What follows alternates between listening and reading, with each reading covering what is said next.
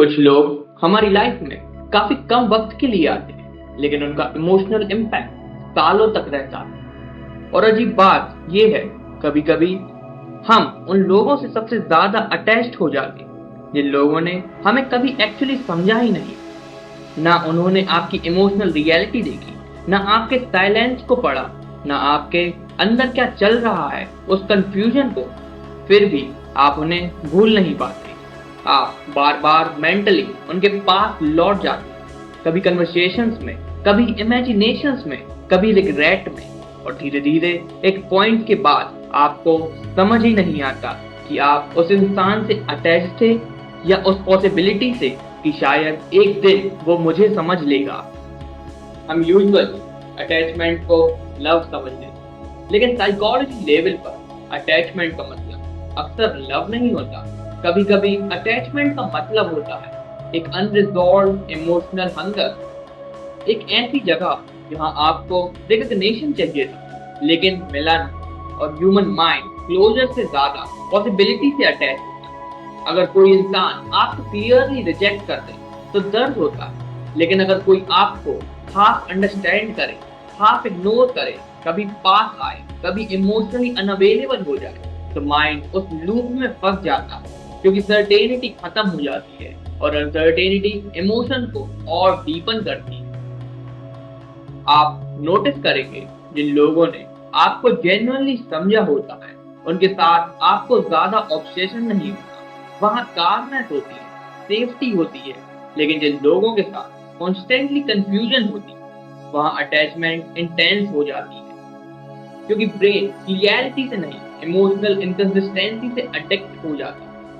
कभी वैलिडेशन मिला, कभी डिस्टेंस मिली, कभी ऐसा लगा फाइनली किसी ने मुझे देखा, और अगले ही मोमेंट वो इमोशनली डिसअपीयर हो।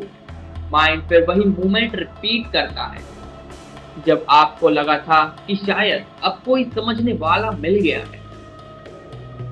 लेकिन सच और अनकंफर्टेबल है, अक्सर हम उन लोगों से अटैच नहीं होते जो हमें समझते हैं।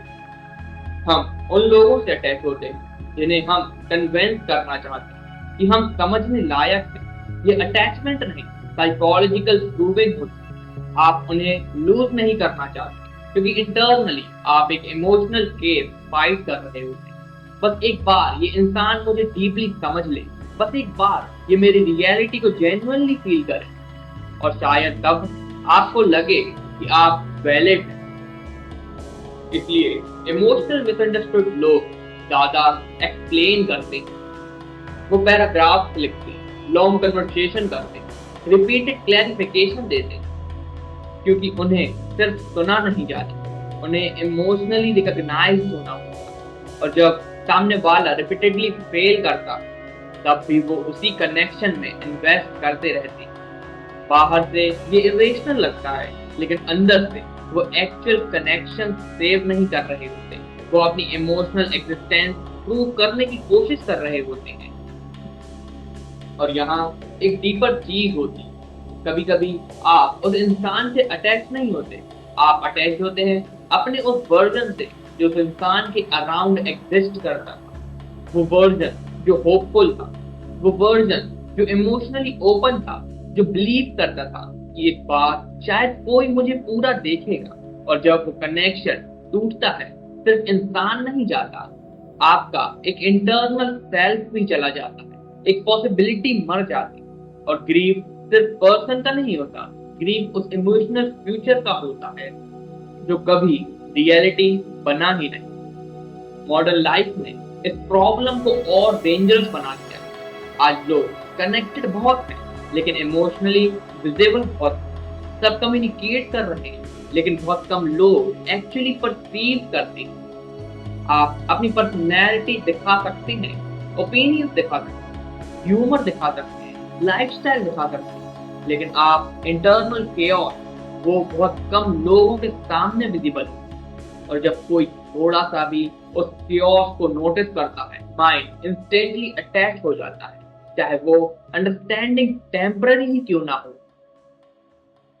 इसीलिए इमोशनली लोनली लोग मिनिमम अटेंशन को भी डीप कनेक्शन समझ लेते हैं। कोई बस कॉन्स्टेंटली सुन ले, तो लगता है ये मुझे समझता है।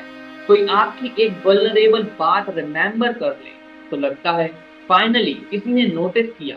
लेकिन नोटिसिंग अंडरस्टैंडिंग नहीं होती, और अंडरस्टैंडिंग प्रेजेंस से भी डीपर चीज होती। किसी को समझना मतलब उसके बिहेवियर के नीचे जो फियर है उसे देख पाना, उसके साइलेंस के नीचे जो एग्जॉशन है उसे फील करना, उसके रिएक्शन को पर्सनली ना लेना। और ऑनेस्टली बहुत कम लोग ये कर पाते हैं। लेकिन प्रॉब्लम सिर्फ दूसरे लोग नहीं है, कभी कभी हम खुद भी सीक्रेटली मिसअंडरस्टूड रहना चाहते हैं। क्योंकि अगर कोई हमें कंप्लीटली समझ ले तो हमारे सारे इमोशनल डिफेंस विजिबल हो जाते हैं, हमारी कॉन्ट्रडिक्शन विजिबल हो जाती है, हमारी इनसिक्योरिटी, हमारा ईगो, हमारी डिपेंडेंसी सब सामने आ जाता है। इसलिए कुछ लोग कॉन्शियसली इंटीमेसी चाहते हैं, लेकिन अनकॉन्शियसली इमोशनली अनअवेलेबल लोग चूज करते हैं, क्योंकि वहां लॉन्गिंग सरवाइव कर सकती है, लेकिन रियल एक्सपोजर नहीं होता। और शायद इसी वजह से कुछ अटैचमेंट कभी पीसफुल नहीं होते, वो मेंटली एग्जॉस्टिंग होते। आप कॉन्स्टेंटली ओवरथिंक करते, उनकी टेक्स्ट एनालाइज करते, उनकी टोन का मीनिंग निकालते, उनकी डिस्टेंस को पर्सनली लेते हैं, क्योंकि रिलेशनशिप रियलिटी में नहीं चल रहा, वो मोस्टली आपके नर्वस सिस्टम के अंदर चल रहा होता है। और नर्वस सिस्टम सर्टेनिटी नहीं, रेजोल्यूशन ढूंढ रहा होता है। लेकिन एक पॉइंट के बाद ये टॉपिक दूसरों के बारे में नहीं रहता, ये आपके बारे में हो जाता है। आपको एक्चुअली किस चीज की भूख, लव, अटेंशन, वैलिडेशन, या फाइनली इमोशनल विजिबल होने की फीलिंग। क्योंकि जो लोग लाइफ पर मिसअंडरस्टूड फील करते हैं वो अक्सर इमोशनली डेंजरस अटैचमेंट डेवलप करते हैं। उन्हें वो लोग अट्रैक्ट करते हैं जो उन्हें पूरा नहीं समझते, क्योंकि उनका माइंड फेमिलियर पेन को इंटीमेसी समझने लगता है, और फिर वो चेज करते रहते हैं। Not because they are weak, but because somewhere deep inside they still want someone to say, I see you clearly. और ये सिर्फ रिलेशनशिप में नहीं होता, फ्रेंडशिप में होता है, फैमिलीज में होता है, वर्क प्लेस में होता है।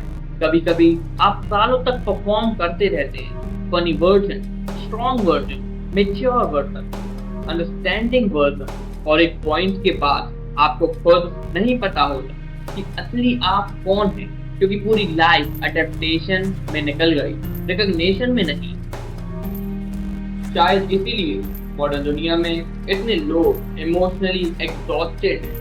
उनके पास कन्वर्सेशन है पर अंडरस्टैंडिंग नहीं, उनके पास विजिबिलिटी है लेकिन कनेक्शन नहीं। और सबसे डेंजरस पार्ट, बहुत लोग इतने टाइम तक मिसअंडरस्टूड रहते कि उन्हें इवेंचुअली लगने लगता है कि शायद उन्हें एक्चुअली समझा ही नहीं जा सकता, तो वो इमोशनली सेटल कर देते हैं, हाफ कनेक्शन में, हाफ लव में, हाफ प्रेजेंस में, सिर्फ इसलिए क्योंकि कंप्लीट अंडरस्टैंडिंग अब अनरियलिस्टिक लगती है। लेकिन शायद हर अटैचमेंट होल्ड करना जरूरी नहीं होता, क्योंकि कुछ लोग हमारी लाइफ में सिर्फ इसलिए आते हैं ताकि वो हमें दिखा सके कि हम कितना डेस्परेटली दिखना चाहते हैं, और कितने सालों से हम उन लोगों के पीछे भाग रहे थे जो हमें कभी देख ही नहीं रहे थे। शायद रियल लोनलीनेस अकेले होने में नहीं होती, शायद रियल लोनलीनेस तब होती है जब आप कंटिन्यूअसली एक्सप्लेन कर रहे हो और फिर भी अनसीन फील करते हो। और अगर ये थॉट आपके अंदर थोड़ी देर रुक जाए तो शायद आप इस चैनल पर वापस आएंगे।